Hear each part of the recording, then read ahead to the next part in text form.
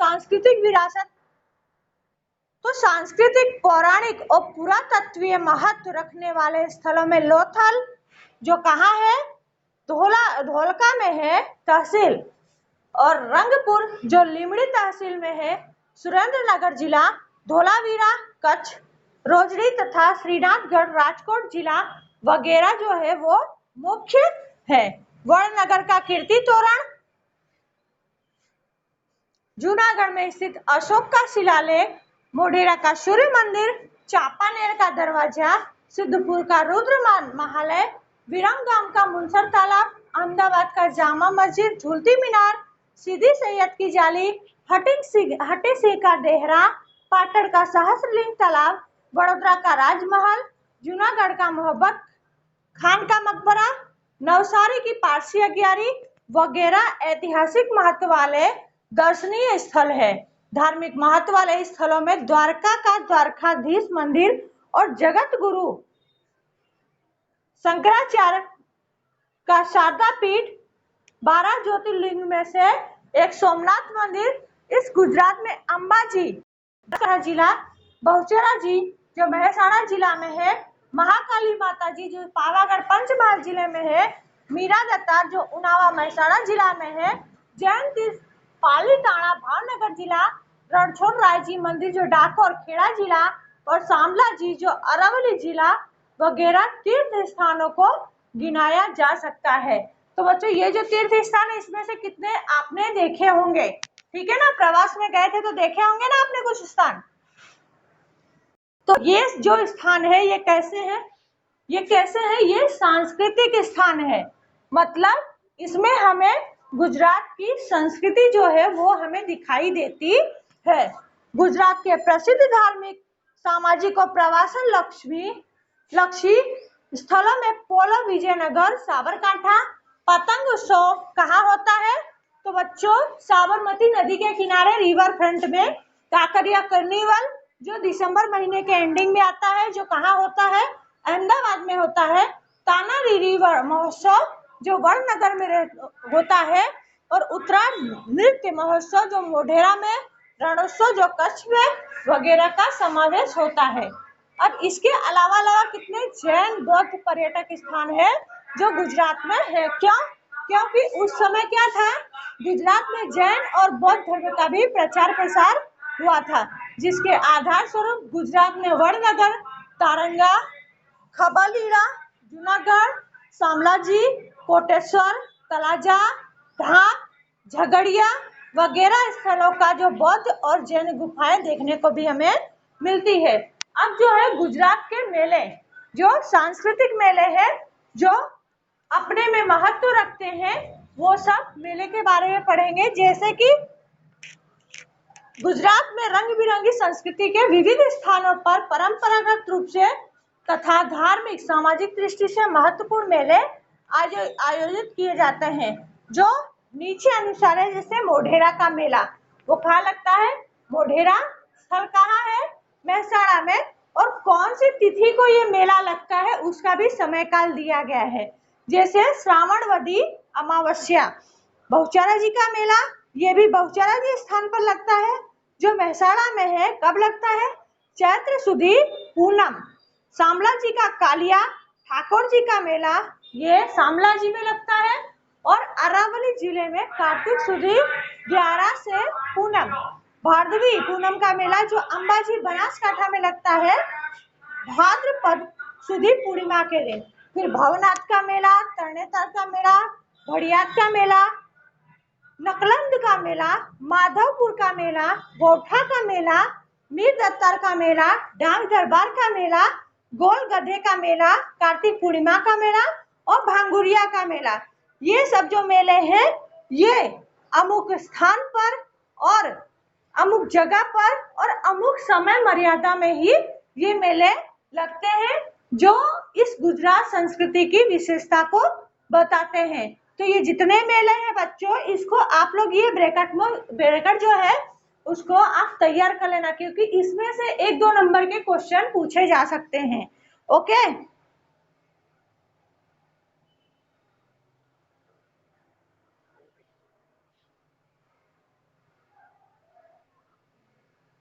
उसके बाद अब यहाँ पर हमने संस्कृति की बात पूरी की।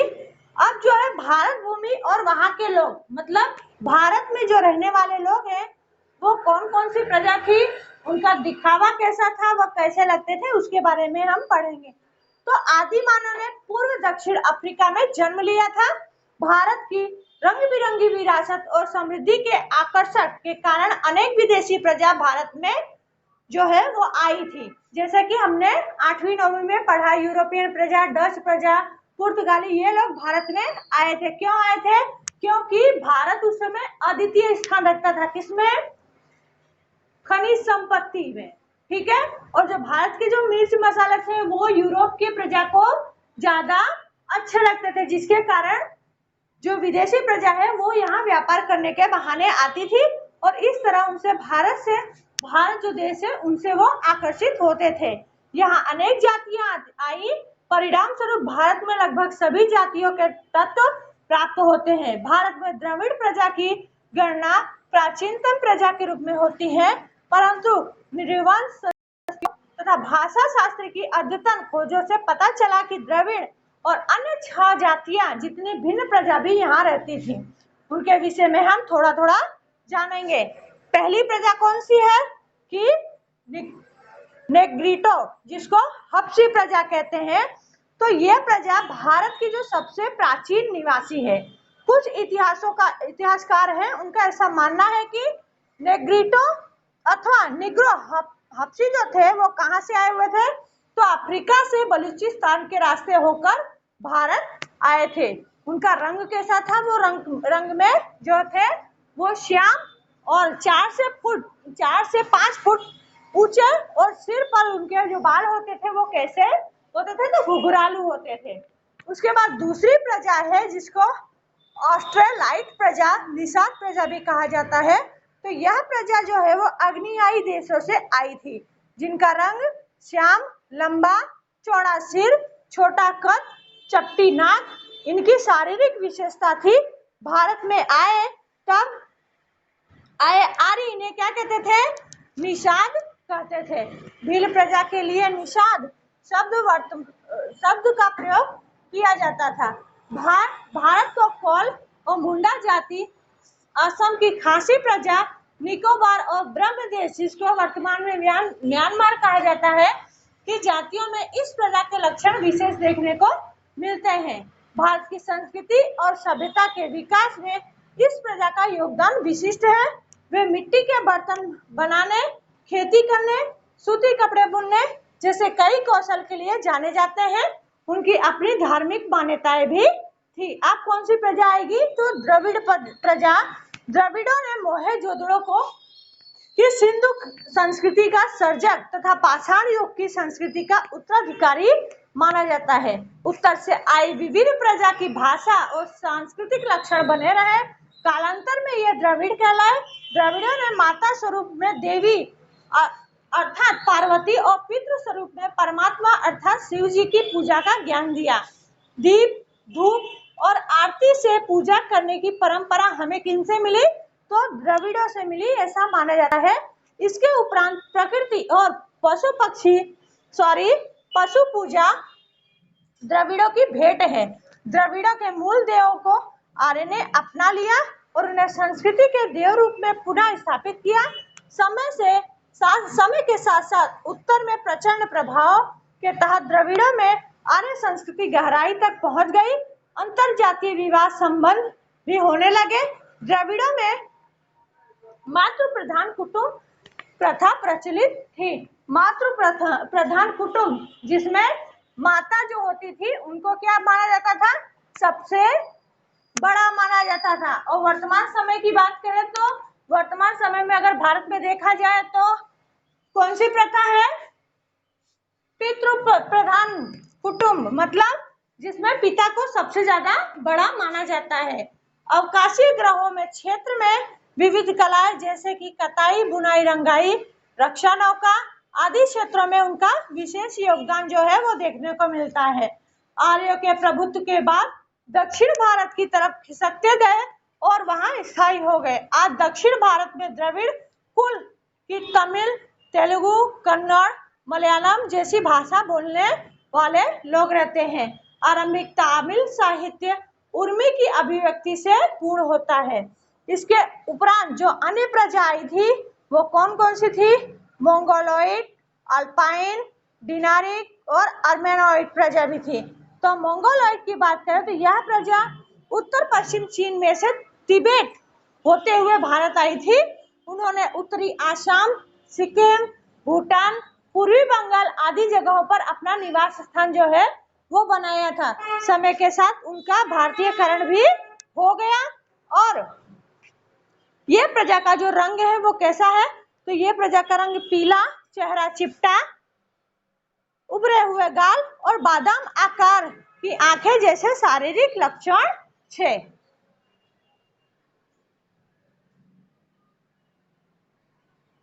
और बेंगोलॉइड जो थे वो लोग पीले रंग के होते थे, जिसके कारण उन्हें क्या कहा जाता था?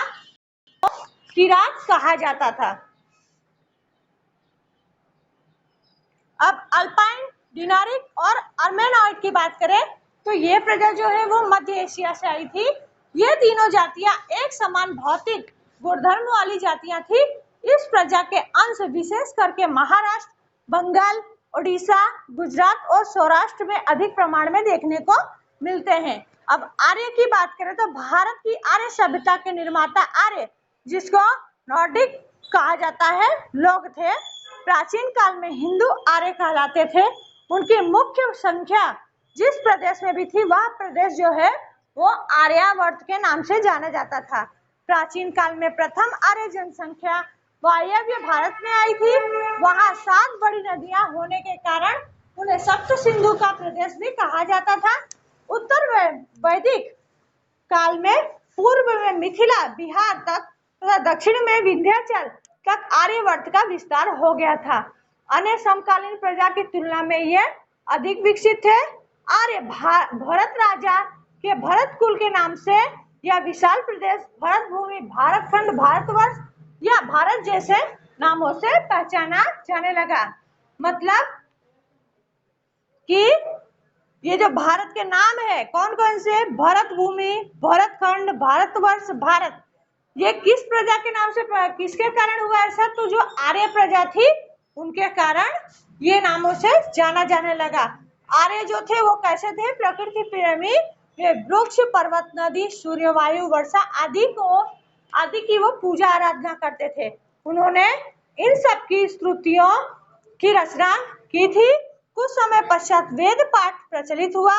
कालांतर में उसमें से धार्मिक गतिविधियां प्रारंभ हुई और उसके बाद यज्ञादि क्रियाएं भारत से शुरू हुई। भारत में आई विभिन्न प्रजा की संस्कृतियों के विशिष्ट तत्वों को अपनाकर एक समन्वय संस्कृति का सर्जन हुआ। कालांतर में भारत में आकार स्थायी हो जाने वाली सभी जातियों के बीच विवाद जैसे संबंध द्वारा प्रजा का सम्मिश्रण होता रहा। सबके विशिष्ट रहन सहन, भाषाओं, विचारों, धार्मिक मान्यताओं का भी समन्वय होता रहा। और इस तरह प्रारंभिक काल से ही अपने देश में एक समन्वयकारी संस्कृति का निर्माण होता रहा, जिसने भारत को भव्य एवं समृद्ध विरासत प्रदान की और भारत में रंग बिरंगी संस्कृति का विकास हुआ। ये लोग परस्पर इतना घुल मिल गए कि उनके कोई स्वतंत्र अस्तित्व ही नहीं रह गया, अर्थात उनका भारतीयकरण हो गया। और इस तरह जो है प्राचीन भारत में आई विभिन्न प्रजा का सम्मिश्रण से भारत की संस्कृति विरासत विविधतापूर्ण और रंग बिरंगी और समृद्ध बनी। अब विरासत की देखभाल और संरक्षण। तो भारत की विरासत के प्रत्येक बातों ने भारत को मोहक और नयनरम्य और आकर्षक बनाया है और भारत को गौरव दिलाया है। इस भव्य विरासत को संभालकर विश्व में प्रतिष्ठित गौरवपूर्ण अग्रिम स्थान प्राप्त किया है। उसे संभालना भारत के प्रत्येक नागरिक का पवित्र और प्राथमिक कर्तव्य है। हमने अपने प्राचीन ऐतिहासिक मूल्यवान और महत्वपूर्ण विरासतों स्थलों को कोई हानि न पहुंचाए तथा उनकी देखभाल करें, इसके लिए संविधान में नागरिकों के मूलभूत कर्तव्य का उल्लेख किया गया है। उनके अनुसार संविधान में अनुच्छेद 51 क में भारत के नागरिकों के जो मूलभूत कर्तव्य बताए गए हैं उनमें भी छ, ज और टा और छ, सात और र के दर्शाए अनुसार है। वो कौन कौन से हैं? तो जैसे कि हमारी सामाजिक संस्कृति के समृद्ध विरासत का महत्व समझे और उनका परीक्षण करने का कर्तव्य, प्राकृतिक पर्यावरण की जिसके अंतर्गत वन, झील, नदी और वन्य जीव है, रक्षा करने और उनका संवर्धन करने तथा प्राणी मात्र के प्रति दया भाव रखने का कर्तव्य। तीसरा है सार्वजनिक संपत्ति को सुरक्षित रखने तथा हिंसा से दूर रहने के कर्तव्य का समावेश किया गया है। अब इसके बाद लास्ट में उपसंहार। तो इसी तरह प्रकृति ने जो मनोरम भूदृश्य भारत की भूमि को दिए हैं, उसकी सुंदरता, पवित्रता और शुद्धता को हम सबको साथ मिल करके एक नैतिक कर्तव्य समझ करके सुरक्षित रखना चाहिए। विरासत की संरचना और क्रमिक विकास भारत को मिली विशिष्ट प्रकृति रचना पर आधारित है। प्रकृति द्वारा भारत को अथाह संपत्ति प्राप्त हुई है और इन प्राकृतिक विशिष्टताओं ने भारत को प्रत्येक क्षेत्र में विकास हेतु अनमोल अवसर प्रदान किए हैं। भारत की विरासत सदियों से भारत के लोगों द्वारा आर्थिक, राजनीतिक, सामाजिक और सांस्कृतिक क्षेत्र में किए गए विकास का परिणाम है। ये पाठ सबको समझ में आया बच्चों? ये पाठ समझ आया ना? अब इसका स्वाध्याय आप देख रहे हैं ना, इसको आप घर काम में करना। ये रवि गुप्ता क्या कर रहा है इसमें?